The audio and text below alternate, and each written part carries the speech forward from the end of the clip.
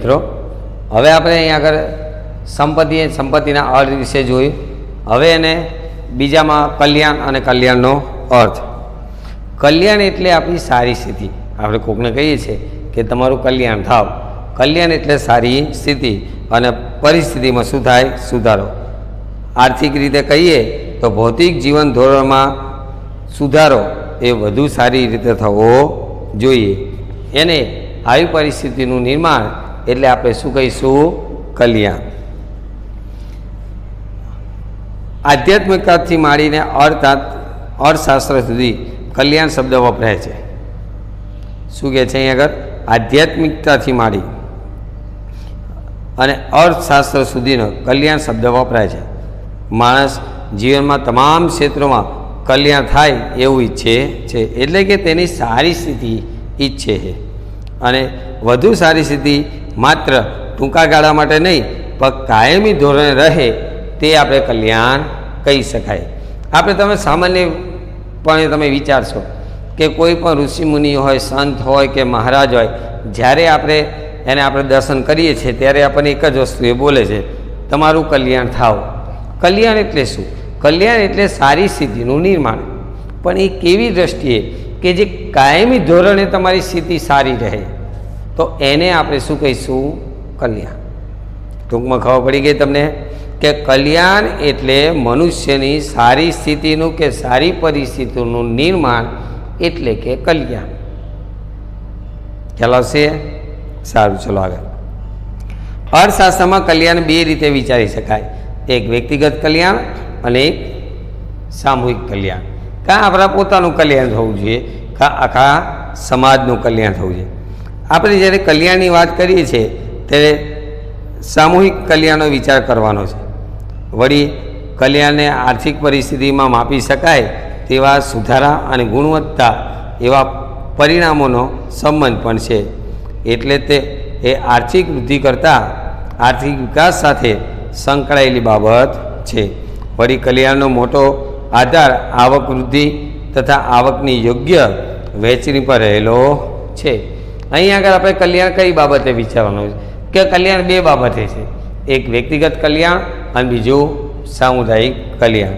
હવે સામૂહિક કલ્યાણ જ્યારે આપણે કહીએ છીએ, અર્થશાસ્ત્રની પરિભાષામાં હંમેશા આપણે સામુદાયિક કલ્યાણ વિશે જ વાત કરવી જોઈએ. અને એ અહીં આગળ સંપત્તિ એટલે કે આર્થિક વૃદ્ધિ અને આર્થિક વિકાસ સાથે સંકળાયેલો હોય છે. તો વિદ્યાર્થી મિત્રો, અહીં આગળ કલ્યાણનો આપણે અર્થ જોયો. સંપત્તિ અને કલ્યાણ વચ્ચેનો સંબંધ. સામાન્ય રીતે એવું માનવામાં આવે છે કે વ્યક્તિની સંપત્તિમાં વધારો થાય ત્યારે તેના કલ્યાણમાં પણ વધારો થાય. વ્યક્તિની સંપત્તિ વધે ને એટલે આપોઆપ કલ્યાણ થાય. એ તો સ્વાભાવિક વસ્તુ છે. મારે જે વસ્તુ જોઈએ છે, ઉદાહરણ તરીકે સંપત્તિ થાય એટલે આપોઆપ મારી સ્થિતિ શું થશે? સુધરશે. અને જેની સ્થિતિ સુધરે એને આપણે કલ્યાણ થયું કહેવાય. દેશની સંપત્તિમાં વધારો થાય તેથી દેશના લોકોનું કલ્યાણ થાય છે. પણ વ્યક્તિ માટે તે બાબત સાચી હોય તે દેશ માટે ન પણ હોઈ શકે. ઉપર જણાવ્યા પ્રમાણે કલ્યાણને આવકની વહેંચણી સાથે સંબંધ છે. દેશની સંપત્તિમાં વધારો થાય પણ તે થોડા જ લોકોમાં હાથમાં કેન્દ્રિત થયેલી હોય તો દેશના લોકોનું કલ્યાણ વધતું નથી. ક્યારેક આપણે વિચારીએ છીએ, હવે અર્થશાસ્ત્રમાં જોયું, તમે 10મા ધોરણમાં ભણી ગયા હતા કે આવકની અસમાનતા. આવકની અસમાનતા એટલે શું? કે ભાઈ ટોચના 10% લોકો એવા છે, ટોચના 10% લોકો એવા છે કે જેને કુલ રાષ્ટ્રીય આવકના લગભગ 50% આવક એ લોકોની છે.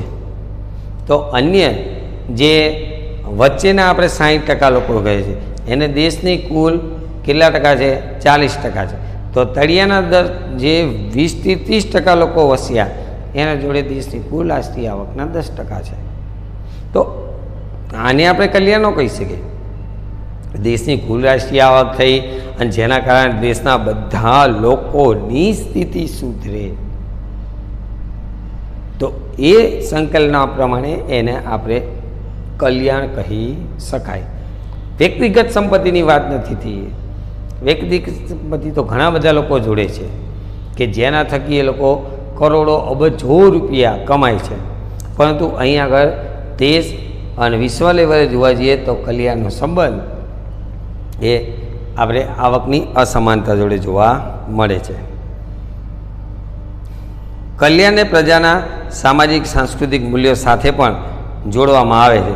સંપત્તિ અને કલ્યાણનો સીધો સંબંધ માપી શકાતો નથી, કારણ કે અર્થશાસ્ત્રમાં નૈતિક મૂલ્યોના નિર્માણ કરતું નથી, એટલે કે સારા નરસાનો ખ્યાલ પણ અહીં આગળ આવતો નથી. આમ છતાંય માત્ર ભૌતિક કલ્યાણનો વિચાર કરીએ તો દેશની આવકમાં વધારો થાય, સાથે આવકની વહેંચણી પણ સુધરે તો કલ્યાણમાં વધારો થાય એમ કહી શકાય. અહીં આગળ ભૌતિક કલ્યાણની વાતો કરીએ છીએ તો કે દેશની કુલ રાષ્ટ્રીય આવક વધે, દેશના બધા લોકોની આવકની અસમાનતા ઘટે તો દેશમાં કલ્યાણની વાત કહી શકાય. તો એને દેશ માટે કલ્યાણ થયું છે એ શબ્દ ઉપયોગી થાય. તો વિદ્યાર્થી મિત્રો, અહીં તમે જોયું કે સંપત્તિ એટલે કે ઉપયોગી હોય, અછતવાળી હોય, વિનિમય પાત્ર હોય અને વ્યક્તિગત હોય તો એને આપણે શું કહીશું? સંપત્તિ. અને કલ્યાણ એટલે શું? કલ્યાણ એટલે કોઈ પણ વ્યક્તિની આર્થિક સ્થિતિમાં સુધારો થવો કે સારી સ્થિતિનું નિર્માણ થવું, તો એને આપણે શું કહીશું મિત્રો? કલ્યાણ. તો અહીં આગળ ખ્યાલ આવી ગયો તમને સંપત્તિ અને કલ્યાણ વિશે? બહુ સરસ. આગળ ઉત્પાદનના સાધનો. હવે આ પ્રશ્ન જે છે તમારા માટે બહુ સરળ રહેશે. જે વિદ્યાર્થીઓ ધોરણ 10માં અહીં આગળ આપણે તમને ખ્યાલ હોય તો 15મો પાઠ આપણો હતો, બરાબર? 15મા પાઠમાં આર્થિક વિકાસ, જેમાં ઉત્પાદનના 4 સાધનો જમીન, શ્રમ, મૂડી અને નિયોજન, જેના વિશે ચર્ચા કરી છે. ઉત્પાદનના સાધનો કોને કહેવાય? કે જેને માનવીએ પોતાના પ્રયત્ન દ્વારા સર્જન કરેલી વસ્તુ અને માનવીને ઉપયોગી હોય એને આપણે ઉત્પાદન કહેવામાં આવે છે. આના વિશે તો તમને ખ્યાલ છે જ. આપણે એ વખતે તો તમે જોયું હોય તો જમીન અને જમીનના લક્ષણો, લાભ અને ગેરલાભ, પણ એ તમારે બહુ ડિટેલમાં નહોતું ગયું. ખાલી તમને એક જ વસ્તુ કીધી હતી, જમીન, મૂડી, શ્રમ અને નિયોજન, ચારે સમજાવો. 3 ગુણનો પ્રશ્ન હતો, બરાબર? પણ આ વખતે એમાં થોડા લક્ષણોનો સમાવેશ કર્યો છે. તો પહેલાં આપણે ઉત્પાદનના સાધનો અને તેનો અર્થ સમજીએ કે માનવ અમર્યાદિત જરૂરિયાતો ધરાવે છે. માનવીની જરૂરિયાતો કેવી છે? અમર્યાદિત. આ જરૂરિયાતોનો પૂર્તિ માટે એ વસ્તુઓ અને સેવાનું ઉત્પાદન કરવામાં આવે છે. માનવીની જરૂરિયાતો સંતોષી શકે એ રીતે વસ્તુ કે સેવાની ઉપયોગી સ્વરૂપ આપવામાં આવે તેને ઉત્પાદન કહે છે. માનવી કોઈ પણ વસ્તુમાં ઉપયોગમાં લઈ શકે અને ઉપયોગમાં લઈ શકે એવું જે સ્વરૂપ આપવામાં આવે એને સામાન્ય પરિભાષામાં આપણે શું કહીશું? ઉત્પાદન. સાદી રીતે કહીએ તો ઉપયોગિતાનો ગુણનું સર્જન, એટલે કે જેનાથી આપણને સંતોષ મળે કરવાની પ્રક્રિયાને આપણે શું કહીશું? ઉત્પાદન. ફરી વખત, ઉપયોગિતાના ગુણનું સર્જન કરવાની પ્રક્રિયા એટલે કે ઉત્પાદન. ઉપયોગિતાનો ગુણ જેનાથી આપણે તુષ્ટિ મળે, સંતોષ મળે એવી પ્રક્રિયાનું નિર્માણ કરવું એને શું કહીશું આપણે? ઉત્પાદન. દાખલા તરીકે લાકડાને ખુરશીના સ્વરૂપમાં બદલવાની અને તેનો ઉપયોગનું ગુણ ઉમેરાય છે. આ પ્રક્રિયાને ઉત્પાદન કહે છે. અને તુષ્ટિગુણના સર્જનની પ્રક્રિયાને જે મદદરૂપ થાય એ બાબતને આપણે શું કહીશું? સાધન. લાકડામાંથી આપણે ખુરશી બનાવી એ ઉત્પાદન થયું કહેવાય, પરંતુ ખુરશી એ આપણા માટે પછી શું થઈ ગયું? એક સાધન, જેનાથી આપણને તૃષ્ટિ મળે છે. એ આપણા માટે શું થઈ ગયું? સાધન. એટલે જેની પ્રક્રિયા છે એ પ્રક્રિયામાંથી એમાંથી આપણને સંતોષ પ્રાપ્ત થાય તે દરેક વસ્તુ આપણા માટે શું બને છે? સાધન. અહીંયા આગળ સ્થળ બદલવાથી, સ્વરૂપ બદલવાથી, સમય બદલવાથી વસ્તુની પુષ્ટિગુણમાં અને ઉપયોગિતાના ગુણમાં વધારો થાય છે. એ પ્રક્રિયા ઉત્પાદનની પ્રક્રિયા છે. આ પ્રક્રિયામાં મદદ કરવાની ઉત્પાદનોના ઉત્પાદનના સાધનો કહે છે. સ્થળ, સ્વરૂપ, સમય અને ઉપયોગિતાના ગુણ વધારવાની પ્રક્રિયા છે. ઉત્પાદનના અહીં આગળ મુખ્યત્વે 4 સાધનો છે. કેટલા છે? 4. જમીન, મૂડી, શ્રમ અને નિયોજન. રાષ્ટ્રના કુલ વાર્ષિક ઉત્પાદનોમાં 4 સાધનો ઉત્પાદનના સાધનો પર રહેલું છે. ઉત્પાદન પ્રક્રિયામાં 4 સાધનોનું મહત્ત્વ સરખું જ છે. વહેંચણીની ન્યાયી પ્રક્રિયામાં ઉત્પાદનના 4 સાધનો ઉત્પાદનને તેણે આપેલા ફાળા મુજબ વળતર આપે છે. માર્શલે બહુ સરસ જણાવ્યું કે ઉત્પાદનના મૂળ તો 2 જ સાધન, કુદરત અને માણસ. માર્શલે જે સંકલ્પના આપીને એ માર્શલની સંકલ્પના પ્રમાણે અહીં 2 જ સાધન છે, કુદરત અને માણસ. કુદરતી વસ્તુ છે, એનું સર્જન કરનાર વ્યક્તિ કોણ? માણસ. એટલે ઉત્પાદનને 2 માણસ. પણ અહીં આગળ આપણે અર્થશાસ્ત્રની પરિભાષા પ્રમાણે ઉત્પાદનના કેટલા સાધનો છે? 4. જમીન, મૂડી, શ્રમ અને નિયોજન. સૌથી પહેલું આપણે લઈએ છીએ જમીન. જમીન કોને કહેવાય? સામાન્ય વ્યવહારમાં જમીન એટલે પૃથ્વીની સપાટીનો ઉપરનો ભાગ, જેના પર માનવ વસવાટ કરે છે. પણ અર્થશાસ્ત્રમાં જમીનનો વિસ્તૃત અર્થ છે. પ્રોફેસર માર્શલના મતે ઉત્પાદનના મદદરૂપ થતા કુદરતી પરિબળો એટલે કે હવા, પાણી, સૂર્યપ્રકાશ, આબોહવાનો સમૂહ એટલે અહીં આગળ શું કહેવાય? જમીન. યાદ હોય તો તમે 10મા ધોરણમાં ભણ્યા હતા. જમીન એ જ પરિભાષા અહીંયા છે. જમીન એટલે શું? પૃથ્વીની સપાટીનું ઉપરનું પડ, જેમાં માનવ વસવાટ કરે છે. પણ ના, અહીં આગળ અર્થશાસ્ત્રની પરિભાષા પ્રમાણે કુદરતી દરેક સંપત્તિ જે માનવ ઉપયોગી હોય, કુદરતી દરેક સંપત્તિ જે માનવ ઉપયોગી છે એને આપણે શું કહીશું? જમીન. હવા, પાણી, સૂર્યપ્રકાશ, નદીઓ, બરાબર, આ દરેક વસ્તુ આપણા માટે શું છે? જમીન. દાખલા તરીકે અહીં આપ્યું છે ઉત્પાદનમાં મદદરૂપ એ ખનિજ, ખાણ, પર્વત, નદી, ગરમી, તમામ જમીન ગણી શકાય. આ જમીન કેવી રીતે? તો કે એ વસ્તુથી આપણને ઉત્પાદન કાર્યમાં ઉપયોગ થાય છે, જેનાથી આપણને સંતોષ પ્રાપ્ત થાય છે, તો એને આપણે જમીન કહી શકાય. વિદ્યાર્થી મિત્રો, આ સંકલ્પના તો તમને ચોક્કસ આવડવી જ જોઈએ. ઉત્પાદન કાર્યમાં ઉપયોગમાં લઈ શકાય તેવી દરેક કુદરતી સંપત્તિને આપણે શું કહીશું? જમીન. બરાબર. હવા, પાણી, પર્વત, સૂર્યપ્રકાશ દરેક શું છે? જમીન. તો જમીનના લક્ષણો. જમીન કુદરત બક્ષિસ છે, એટલે માનવ સર્જિત નથી. જમીનનો કુલ પુરવઠો કેવો છે? સ્થિર છે. જમીન અગતિશીલ છે, તેની ફળદ્રુપતા જુદી જુદી હોય છે. ભૂમિને મળતા વળતરને ભાડું કહે છે. જમીન અગતિશીલ છે, માનવ સર્જિત નથી, એનો પુરવઠો સ્થિર છે, ફળદ્રુપતા એની જુદી જુદી હોય છે. અને જમીન વળતરમાં જમીનનું જે વળતર આપીએ એને આપણે શું કહીએ છીએ? ભાડું. સૌથી પહેલાં માનવ સર્જિત નથી. હવા નથી, પાણી નથી, જમીન નથી, પર્વતો નથી, ખીણ નથી. બીજું, એ સ્થિર છે. એ કેવું છે? સ્થિર છે. એનો પુરવઠો ક્યારેય લગભગ પૂરતો નથી. એના સ્વરૂપે આપણે એને શું આપીએ છીએ? ભાડું. આ જમીનના કેટલા લક્ષણો થયા? 5. આગળ શ્રમ. શ્રમ એટલે શું? અન્ય વ્યક્તિની દેખરેખ હેઠળ વર્તનની અપેક્ષા સાથે થતું માનસિક કે શારીરિક કાર્ય, જેને શ્રમ કહેવામાં આવે છે. આપણે યાદ હતો 10મા ધોરણમાં કીધું તે પ્રમાણે ઉત્પાદન કાર્યમાં ઉપયોગમાં લઈ શકાય તેવા દરેક માનવ સર્જિત સાધન એને આપણે શું કહીશું? શ્રમ. બરાબર. એ જ પ્રમાણે માનસિક કે શારીરિક શ્રમ કરનાર વ્યક્તિને આપણે શ્રમિક કહેવામાં આવે છે. અહીં આગળ શ્રમના 4 લક્ષણો આપેલા છે એમને. શ્રમ એ શ્રમિક અવિભાજન છે. શ્રમ નાશવંત છે, એનો સંગ્રહ થઈ શકતો નથી. શ્રમનો સંગ્રહ ન થાય. શ્રમ કેવું છે? નાશવંત.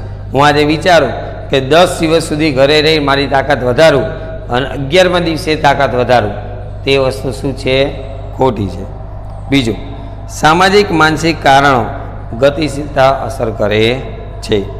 દરેક વ્યક્તિની કાર્યક્ષમતા કેવી હોય છે? જુદી જુદી.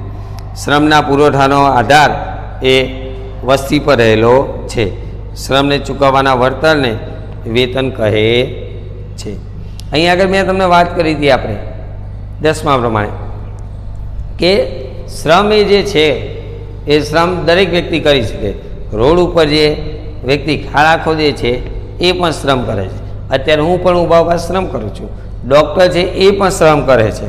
વકીલ છે એ પણ શ્રમ કરે છે. પણ વકીલ, ડૉક્ટર, શિક્ષક આ બધા જે શ્રમ કરે છે એ કેવો શ્રમ છે? માનસિક. જ્યારે રોડ ઉપર ખાડા ખોદનાર વ્યક્તિ જે છે એ શ્રમ કરે છે એ કયા પ્રકારનો શ્રમ છે? શારીરિક. એટલે માનસિક કે શારીરિક ઉત્પાદન કાર્યમાં ઉપયોગમાં લઈ શકાય દરેક વ્યક્તિને આપણે શું કહીશું? શ્રમ. મૂડી. મૂડી આપણે 10માની પરિભાષા પ્રમાણે પણ જોઈ શકીએ કે ઉત્પાદન કાર્યમાં લઈ શકાય તેવી દરેક ભૌતિક વસ્તુઓને આપણે શું કહીશું? મૂડી. આધુનિક ઉત્પાદન પ્રક્રિયામાં અગત્યનું ગણાતું સાધન એટલે મૂડી. જમીન અને શ્રમ એ કુદરતી સર્જન છે, જ્યારે મૂડી એ માનવ સર્જિત સાધન છે. મૂડી એટલે કે ભૌતિક વસ્તુઓ જે ઉત્પાદનમાં ઉપયોગમાં લઈ શકાય. આપણે મેં તમને વાત કરી ઉત્પાદન કાર્યમાં ઉપયોગમાં લઈ શકાય તેવી દરેક સંપત્તિ, કોઈ પણ વસ્તુ, એને આપણે શું કહી શકું? મૂડી. મૂડી એ ઉત્પાદનના સાધનમાં માનવામાં આવે છે, કારણ કે મૂડી એ ભૌતિક વસ્તુ છે જેનું ઉત્પાદન થઈ શક્યું છે અને હવે ઉત્પાદનમાં મદદ છે. દાખલા તરીકે ટ્રેક્ટરનું ઉત્પાદન થયું અને તે ખેતીના કામમાં ઉપયોગમાં આવ્યું, તે હવે આપણા માટે શું બની ગઈ છે? મૂડી. આપણે મેં તમને યાદ હોય તો એક શબ્દ એવો સરસ કીધો હતો કે તમે જો બાઇક લઈને સ્કૂલે આવો છો, તમે મોટરસાઇકલ લઈને સ્કૂલે આવો છો, તે મૂડી નથી. ભલે તમે એમ કહેતા કે મારા પપ્પાનું સાધન છે, પણ એ તમારા માટે મૂડી નથી. પણ હા, એ જ સાધન કે એ સ્કૂટર લઈને જો તમારા પપ્પા નોકરી પર જાય કે ધંધા અર્થે જાય તો તમારા પપ્પા માટે એ શું કહેવાય? મૂડી. કેમ કે એમને ઉત્પાદન કાર્યમાં ઉપયોગમાં લીધું છે, તો એને આપણે મૂડી કહીશું. અને તમે એ ભણવાના સેવા અર્થે આવ્યા છો, એને તમે મૂડી કહી શકો નહીં. ખ્યાલ આવે તમને? બીજું, આપણે જે ઘરમાં રહીએ છીએ બરાબર, એ આપણું પોતાનું છે, ત્યાં આપણે ભાડું ભરતા નથી, આપણા માટે મૂડી નથી. પણ એ જ ઉદાહરણ હું બીજું આપું કે તમારા 2 ઘર છે, બીજું ઘર તમારા બીજા વિસ્તારમાં છે અને ત્યાં કોઈ વ્યક્તિ રહે છે, તો એ તમારા માટે મૂડી છે, આ મૂડી નથી. ચલો, કેમ કે પેલા મકાનમાંથી દર મહિને તમને ભાડું મળે છે. એ ભાડું મળે એટલે ઉત્પાદન કાર્યમાંથી તમને શું મળે છે? નાણું. એટલે એ તમારા માટે મૂડી છે. પણ આ જે ઘર ખરી એ તમારી સંપત્તિ કહેવાય, જેમાંથી તમને સંતોષ તૃષ્ટિ મળે છે. એને આપણે શું કહીશું? સંપત્તિ. અને પેલી આપણે શું કહીશું? મૂડી. કેમ? ઉત્પાદન કાર્ય દર મહિનામાંથી માસિક ભાડું મળે છે, તો એને આપણે શું કહીશું? મૂડી. તો ચાલો મિત્રો, મૂડીના લક્ષણો જોઈએ. ઉત્પાદન એ માનવ સર્જિત સાધન છે, સૌથી ગતિશીલ ઉત્પાદનનું સાધન છે, અછત ધરાવતું સાધન છે. મૂડીનું વળતર એ વ્યાજ છે. નિયોજક. નિયોજક એટલે બહુ સરસ. જમીન, મૂડી અને શ્રમ ત્રણેયને ભેગા કરી આયોજનપૂર્વક કાર્ય કરનાર વ્યક્તિ એટલે નિયોજક. જેના જોડે મૂડી જમીન પણ છે, જેના જોડે શ્રમિકો પણ છે, જે સારી એવું મૂડીનું સર્જન કરી શકે, ત્રણેયને એક કરી અને કાર્ય કરનાર વ્યક્તિ, એને આપણે શું કહીશું? નિયોજક. નિયોજન સ્વતંત્રપણે જોખમ ઉઠાવે, તેનું વળતર નિશ્ચિત નથી. જમીન, મૂડી, શ્રમ અને સંયોજન દ્વારા ઉત્પાદન પ્રક્રિયા યોજિત અને આવક મેળવનાર વ્યક્તિને આપણે શું કહીશું? નિયોજક. નિયોજકના પણ અહીંયા આગળ 3 સાધનો અહીં આપેલા છે બરાબર. તેનું વળતર નિશ્ચિત જ છે. અહીં આગળ એને 4 લક્ષણો આપણે જો જોયું એ પ્રમાણે ત્રણેયને આયોજન પૂર્ણ કરનાર વ્યક્તિ એને આપણે નિયોજક કહેવાય. અને જે વસ્તુનું ઉત્પાદન કરે એને નિયોજન કહેવામાં આવે છે. શું કહેવાય? નિયોજન. અહીં કે ટેક્સ્ટ બુક પ્રમાણે એની સંકલ્પના જોઈ લો. ઉત્પાદનના સાધનોનું સંયોજન કરનાર નિયોજક છે. જો કે વ્યવસ્થાપક અને નિયોજક વચ્ચે શું છે? તફાવત છે. વ્યવસ્થાપક એટલે વેતન પ્રાપ્ત કર્મચારી છે જે સાધનની વ્યવસ્થા જ કરે છે, અને ત્રણેય ભેગું કરી અને આપનાર વ્યક્તિ જે છે એને નિયોજક તરીકે ઓળખવામાં આવે. વિદ્યાર્થી મિત્રો, અહીંયા આગળ જમીન, મૂડી, શ્રમ અને નિયોજક એની સંકલ્પના. હવે નિયોજકના લક્ષણો. તે આર્થિક નિર્ણયો કરે, તે જોખમ ઉઠાવે. નિયોજક શક્તિનો ગુણ હોય, તેને મળતા વર્તનનો નફો કહે છે. સૌથી પહેલાં તો શું કરે છે? જોખમ ઉઠાવે છે. શું કહે? જોખમ ઉઠાવે. અહીં આગળ મૂડીનું સર્જન કરે છે, મૂડી ભેગી કરે છે, શ્રમિકો ભેગા કરે છે. આ ત્રણ વસ્તુઓનું જે જોખમ ઉઠાવે ને એ વ્યક્તિને આપણે નિયોજક કહેવામાં આવે છે. તો વિદ્યાર્થી મિત્રો, અહીં આગળ આપણે આજે અત્યારે સંપત્તિ અને કલ્યાણ વિશેની ચર્ચા કરી, ઉત્પાદનના સાધનો વિશે ચર્ચા કરી, ઉત્પાદનના 4 પ્રકારો: જમીન, મૂડી, શ્રમ, નિયોજક અને એના લક્ષણો. તમારે ટેક્સ્ટ બુક પ્રમાણે લખવાનું છે, બરાબર? આપણે જે 10માની પ્રક્રિયા હતી એ જ પ્રમાણે તમારે કોઈ પણ પ્રશ્ન છોડવાનો રહેતો નથી. તો હવે વિદ્યાર્થી મિત્રો, આગળ આપણે વેપાર એટલે શું અને વેપાર ચક્ર એના વિશેની ચર્ચા કરશું. અસ્તુ.